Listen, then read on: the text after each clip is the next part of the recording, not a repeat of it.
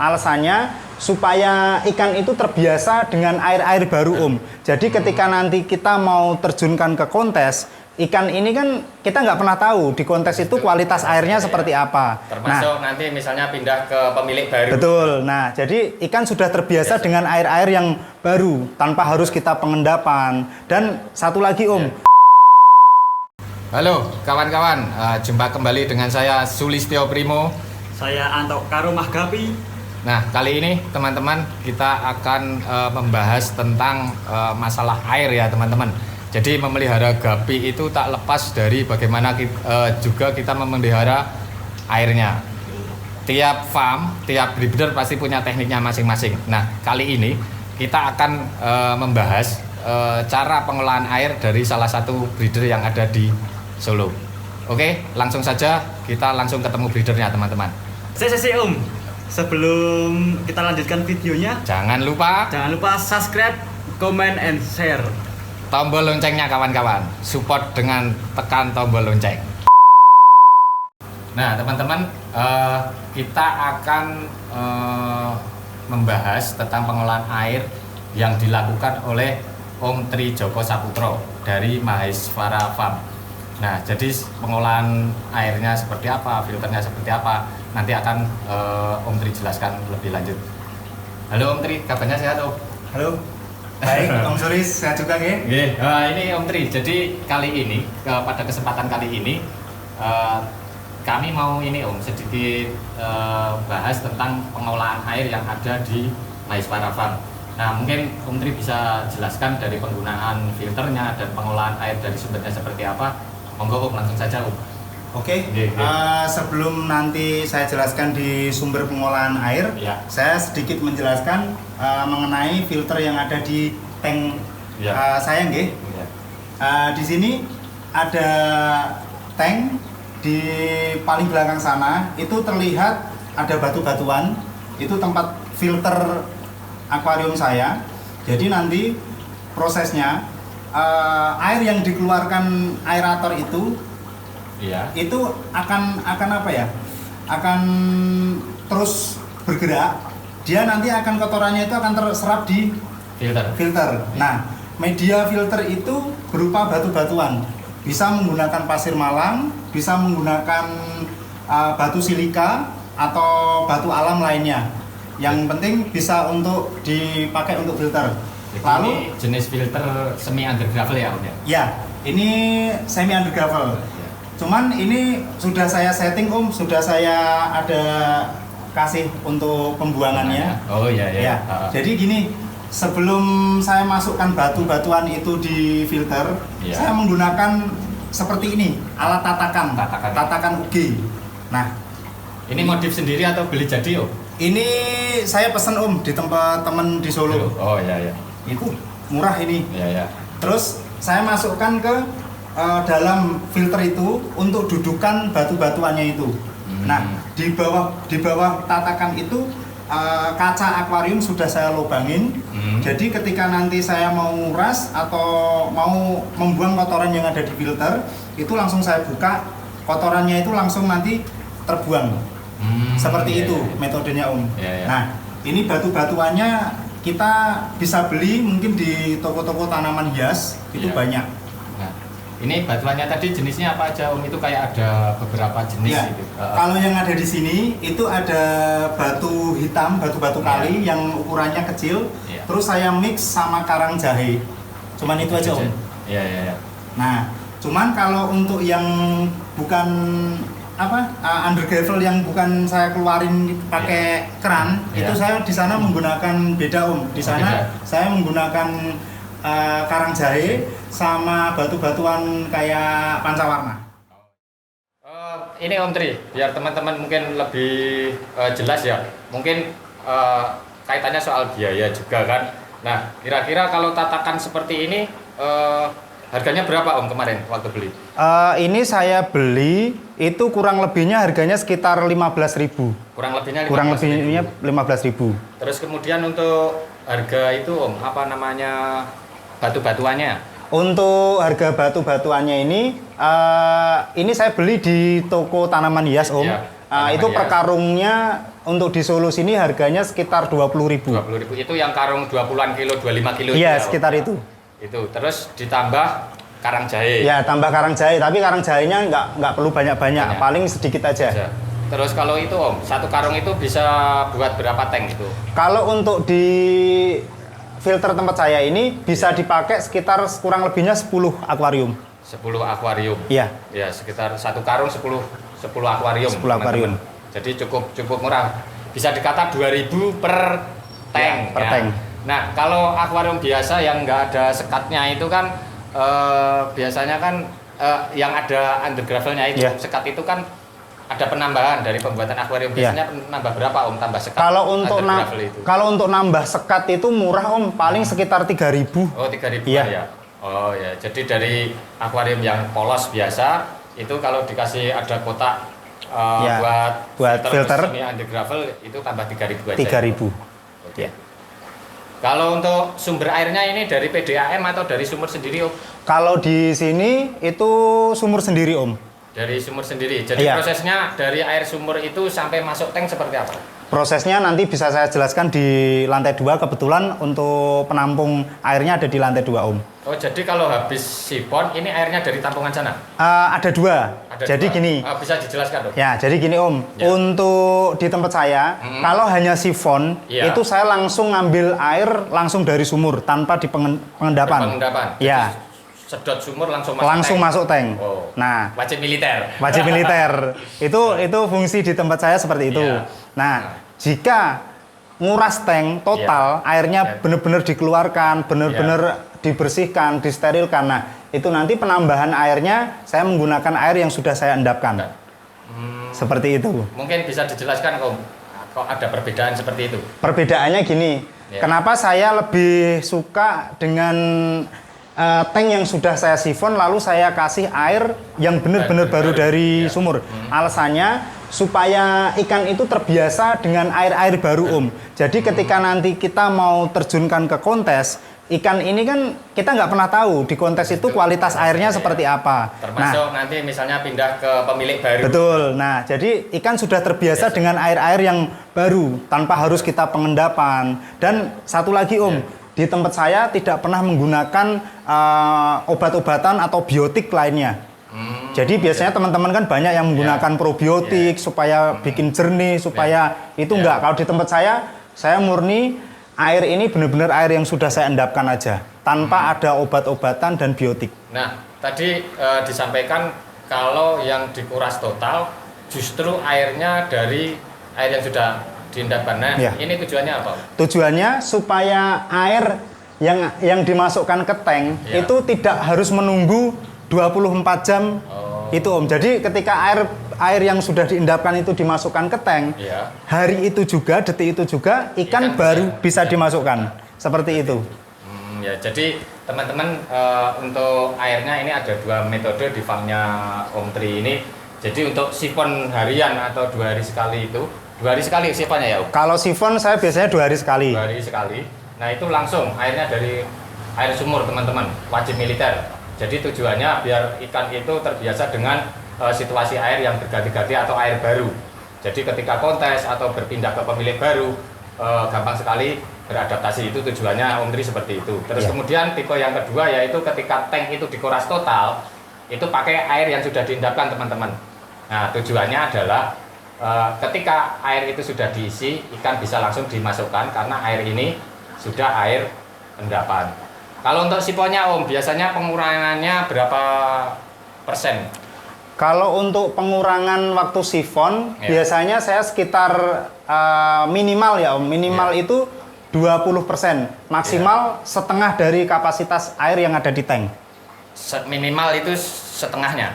Kalau minimal itu sekitar 20%. 20%, tapi sampai setengah. Sampai Ya, setengah. setengahnya Iya, itu. setengah itu masih aman. Dan dilakukan 2 hari sekali. 2 hari Terus sekali. ini Om, ikan itu kan ada beberapa fase. Ada fase buraya, ada fase juvenil, ada fase middle, dan juga ada fase major. Ya. Apakah dalam sifonnya itu ada perbedaan dalam hal pengurangan air dan intensitas sifon? Kalau untuk pengurangan air tidak Om. Saya perlakukan sifon seperti itu mulai dari buraya itu sudah saya lakukan, itu nggak membeda-bedakan usia. Polanya sama. Polanya tetap sama. Sama. Karena gini, nanti kalau nanti tak bedakan, otomatis nanti nambah pekerjaan juga itu. Jadi kita samakan aja. Sama. Itu. Dan satu lagi untuk sifon dan ganti air itu juga mempercepat pertumbuhan Om. Termasuk mempercepat dorsal, ekor itu mempercepat panjang ekor dan dorsal. Makanya saya sering lakukan itu. Nah, sama ini Om, mungkin teman-teman juga kadangkala masih banyak yang bertanya juga. Iya. Sebenarnya indikatornya apa, tanda-tanda apa air kita, hasil olahan kita ini sudah pas buat ikan kita Om. Nah, itu dengan ciri-cirinya ya Om ya. Iya.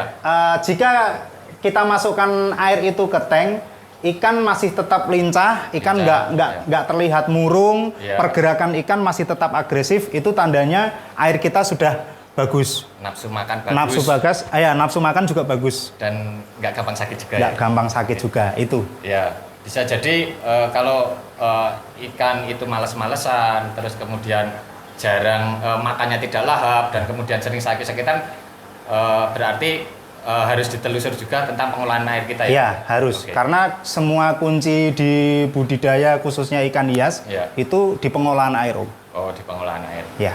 Oke, Om Tri, mungkin sekarang kita lihat proses pengolahan air yang diendapkan, prosesnya seperti apa, teman-teman. Ayo kita obok-obok rahasia dari pengolahan airnya Om Tri. Jalan, teman-teman. Yuk.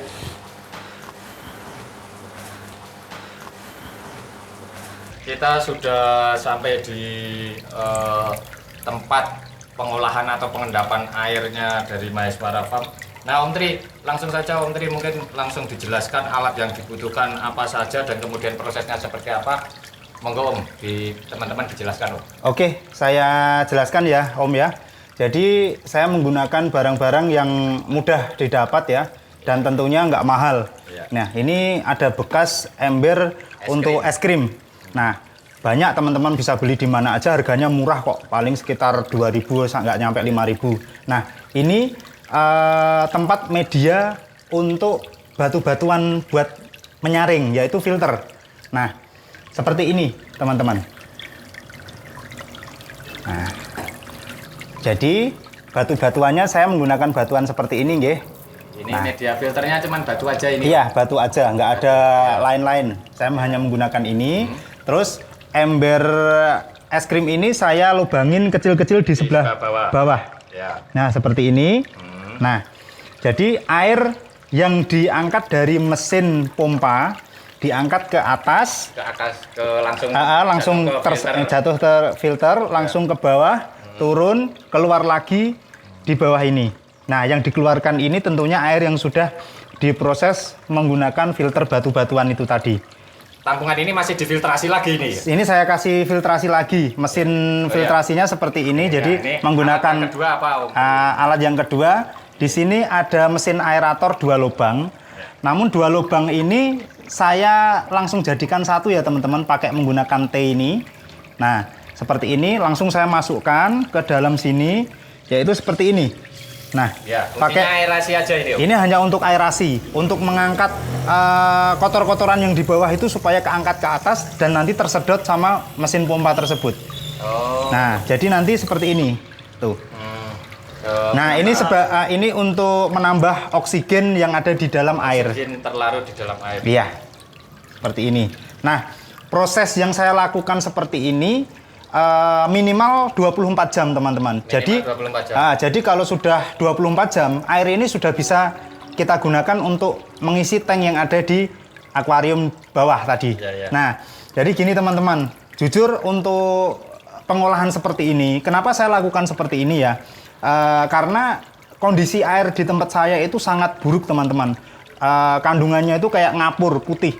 Nah, kenapa saya lakukan seperti ini? Supaya kandungan kapurnya itu berkurang. Dan ikan benar-benar sehat jika sudah menggunakan sistem seperti ini pengolahannya.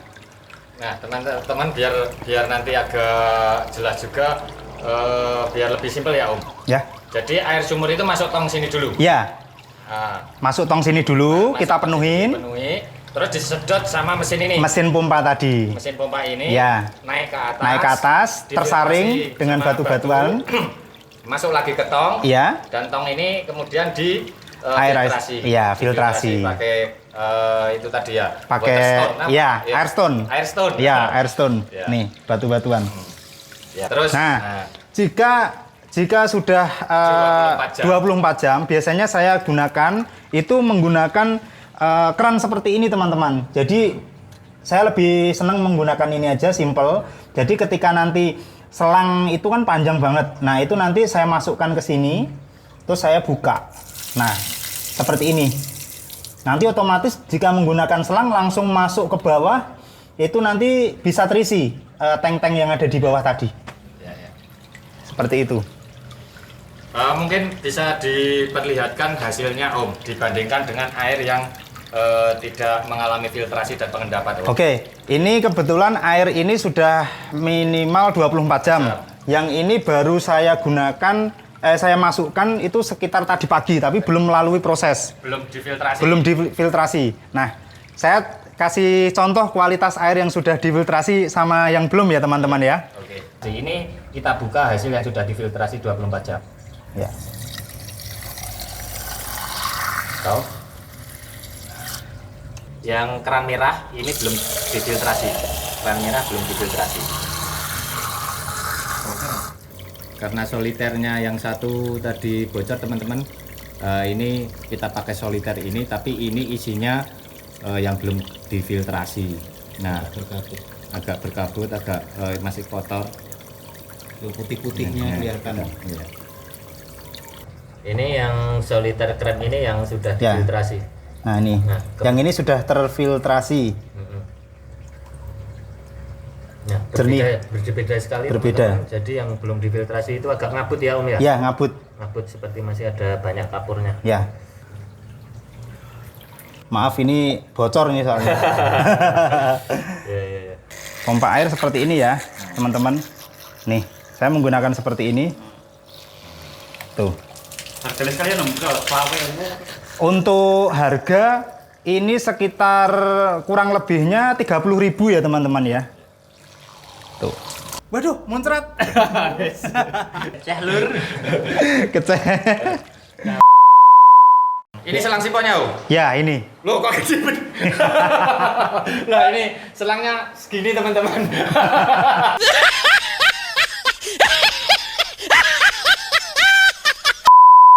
Ini kebetulan kan tank kan banyak. Iya. Kalau saya menggunakan selang yang kecil, itu nggak Iya. selesai-selesai, Om. Oh biar cepat ya Om? Satu biar cepat. Yang kedua ada alasan khusus lagi. Iya. Ini kan banyak keong-keong nih, Om. Iya. Nah, keong-keong ini sekalian saya musnahkan menggunakan Nah, ini juga biar bisa kesedot. dapat. Oh, nah, iya. jadi mengurangi populasi keong yang ada di sini, Om. Ya, tapi harus full konsentrasi ya Om? Iya, Kalau harus enggak, full konsentrasi. Budayanya ikut. Budayanya ikut. Nah, Oke. seperti ini.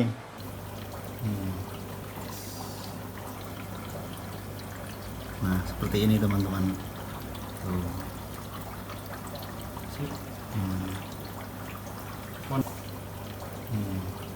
Teman-teman, tadi kita udah ngobok-ngobok ya yang di atas. Nah, mungkin Om Tri bisa kasih sedikit kesimpulan tentang pengolahan airnya Om. Baik, saya jelasin ya, Om. Ya. Untuk pengolahan air yang difungsikan ke ikan hias Ya. itu sangat penting teman-teman. Jadi untuk pengolahan air itu bagi saya wajib. Wajib. Karena kuncinya beternak ikan itu ya di air. Ikan sakit semuanya itu karena faktor airnya sudah rusak. Oke teman-teman, demikian tadi obrolan kita juga grebek kita ke tempat penampungan pengendapan airnya Om Tri. Mudah-mudahan kunjungan kita kali ini mengenai air ada manfaat buat teman-teman. Ya, Amin. sekali lagi saya sampaikan ke teman-teman bahwa kondisi air tiap farm itu berbeda dan tekniknya juga akan berbeda juga untuk mengolah airnya. Temukan yang paling cocok di farm teman-teman dan semoga apa yang kita lakukan hari ini ada manfaatnya sebagai referensi untuk pengolahan ikan kita. Jika teman-teman merasa tayangan ini bermanfaat, jangan lupa like, komen, dan share. Sampai ketemu di episode berikutnya. Salam Delta.